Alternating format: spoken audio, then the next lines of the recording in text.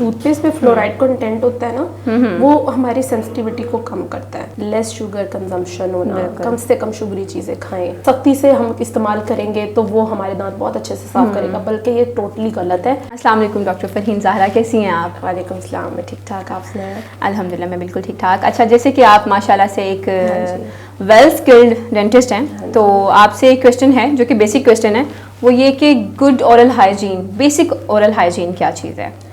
Oral hygiene میں سب سے پہلے آتی ہے برشنگ.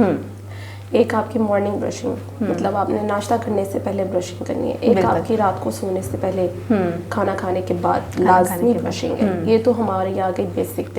بالکل. اس کے اندر پھر یہ ہے کہ آپ کا ماؤتھ واش کا یوز ہونا, لیس شوگر کنزمپشن ہونا, کم سے کم شوگری چیزیں کھائیں, اور واٹر انٹیک بہت ضروری. لوگ پانی بہت کم پیتے ہیں. پانی کم پینے کی وجہ سے بھی لوگوں کو یہ ایشو نا فیس کرنا پڑتا ہے, بیڈ بریتھ میں آ جاتا ہے, پھر ان کو دانتوں کے فردر پرابلمس محسوس ہوتی ہیں. اورل ہائیجین میں سب سے پہلے برشنگ, اور یہ اچھا سا ماؤتھ واش, اور اپنی نا اچھا سا ٹوتھ پیسٹ بہت ضروری ہے, اور جس میں فلورائڈ کا کنٹینٹ ہو وہ والا یوز کیا کریں.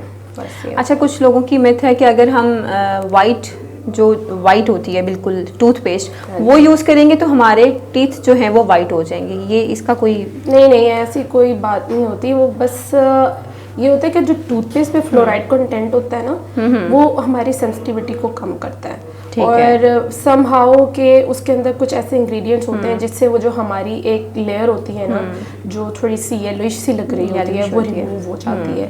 ٹوتھ پیسٹ میں کچھ ایسے کنٹینٹس ہوتے ہیں, اور یہ ہے کہ اس کے لیے اگر چاہ رہے ہوتے ہیں لوگ, یہ سوچ رہے ہیں کہ ٹوتھ پیسٹ سے ہمیں وائٹننگ مل جائے گی, ایسا نہیں ہوتا. ٹوتھ کا پیسٹ کا کام صرف اور صرف آپ کے دانتوں کی صفائی کرنا.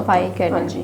اچھا, کیویٹیز سے بچانا. بالکل. اچھا, کچھ لوگوں کا ایک میتھڈ ہے, بلکہ آئی گیس 99% لوگ جو ہیں وہ برش اس طرح سے کرتے ہیں. ہمیں ایک بیسک اور اچھا وے بتائیں کہ بیسیکلی ٹوتھ برش کرتے کس طرح سے ہیں؟ ٹوتھ برش کو اس طرح کرنا چاہیے کہ لوگوں کو کام ہے کہ سب سے پہلے ان کو پتہ ہی نہیں ہوتا کہ ہم کس طرح کا برش یوز کریں. بالکل. اب لوگ سمجھتے ہیں کہ جیسے ہارڈ برش ہوگا, ہم اس کو ہارڈ اچھے طرح سختی سے ہم استعمال کریں گے تو وہ ہمارے دانت بہت اچھے سے صاف کرے گا, بلکہ یہ ٹوٹلی غلط ہے.